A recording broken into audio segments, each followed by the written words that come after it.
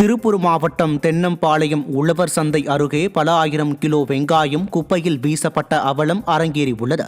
வட மாநிலங்களில் இருந்து இறக்குமதி செய்யப்படும் பெரிய வெங்காயங்களை கிடங்கில் இருப்பு வைக்க போதிய வசதி இல்லாததாலும் விற்பனை மந்தமாக இருப்பதாலும் பல ஆயிரம் கிலோ வெங்காயம் தேங்கி அழுகி வீணாகும் நிலை உள்ளதாக வியாபாரிகள் வேதனை தெரிவித்தனர்.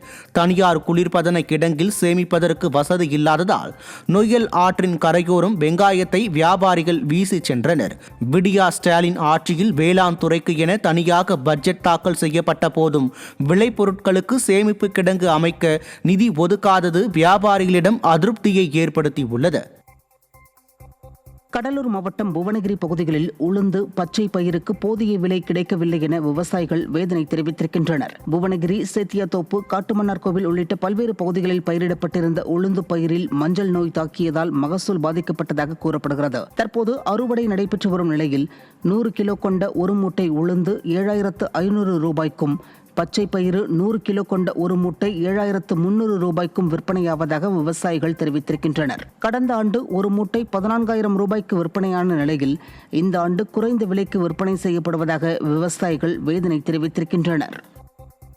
ரொம்ப மஞ்சள் நோய் கடுமையாக தாக்கியும் அதுலேயும் முடிஞ்சு ஏதோ உருந்து ஓரளவு கிடைச்சிருக்கு. கிடைச்சதை தனியார் கொள்முதல் நிலையில் தான் போய் நாங்கள் விலையை 7000 ரூபாயிலேருந்து 7500 தான் எடுக்கிறாங்க. போன வருடம் 14000 ரூபா போச்சு. இப்போ 2 மூட்டை போட்டால் தான் அந்த காசு கிடைக்கிது.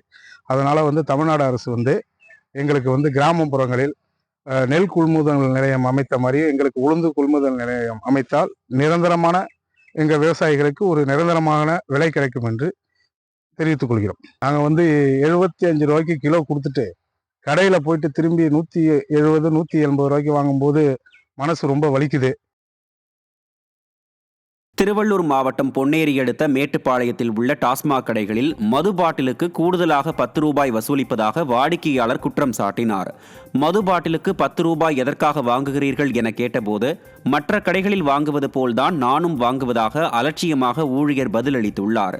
இதனால் ஆத்திரமடைந்த வாடிக்கையாளர் ஒரு பாட்டிலுக்கு 10 ரூபாய் வீதம் 1000 பாட்டிலுக்கு 10,000 ரூபாய்க்கு மேல் வசூலிக்கிறீர்கள் என கேள்வி எழுப்பினார். மேலும் அமைச்சரின் உத்தரவால் மது பாட்டிலுக்கு 10 ரூபாய் வசூலிப்பதாக வாடிக்கையாளர்கள் குற்றம் சாட்டியுள்ள நிலையில் இது தொடர்பான வீடியோ வெளியாகி பரபரப்பை ஏற்படுத்தியுள்ளது. எதுக்காக 150 ரூபா விற்கிறா? யார் டிஎம் விற்க சொன்னாங்களா? இல்லை எஸ்ஆர்எம் விற்க சொன்னாங்களா? இல்லை எம்டி விற்க சொன்னாங்களா? இல்லை ஏஎம் ஜிஎம்ஆர்வி யார் விற்க சொன்னது? இல்லை மினிஸ்டர் விற்க சொன்னாரா? யார் விற்க சொன்னது சொல்லுங்கள். யாருன்னா விற்க சொன்னது? அண்ணா யாருண்ணா விற்க சொன்னது? பாட்டிலுக்கு 10 ரூபா விற்பீங்களா? நீங்கள் எப்படி தான் விற்பீங்களா? ஏண்ணா பாட்டிலுக்கு 10 ரூபா அப்படி தான் விற்பீங்களாண்ணா?